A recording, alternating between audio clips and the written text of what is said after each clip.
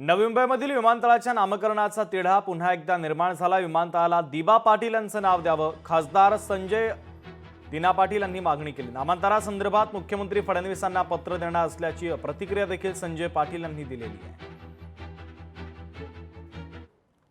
आजची जी बैठक होती, कारण आता असं म्हणजे 30 तारखेला विमानतळाचं उद्घाटन होणार आहे आणि नामांतर होतं का नाही तोपर्यंत याचा संभ्रम जो होता तो जरा दूर करण्याकरता ही बैठक आता आमचे भिवंडीचे खासदार बाळामामांनी मोठा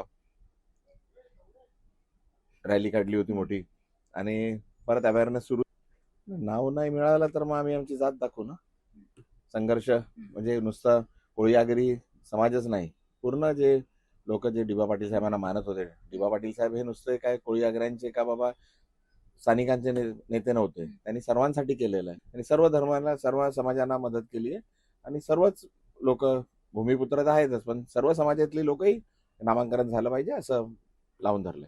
सर्व पक्षाची लोक होती ना, सत्ताधारी म्हणजे आता जे कपिल पाटील साहेब आहेत, भाजपचे आहेत का रामशेठ ठाकूर आहेत, सर्व समाजातले सर्व पक्षाचे सर्व लोक होते, संजीव नाईक साहेब होते आणि सर्वांनाच हवं आहे का नाव डी.बा. पाटील साहेबांचं नाव हे नवीन मुंबई आंतरराष्ट्रीय विमानतळाला मिळालं पाहिजे, सर्वांचीच मागणी आहे।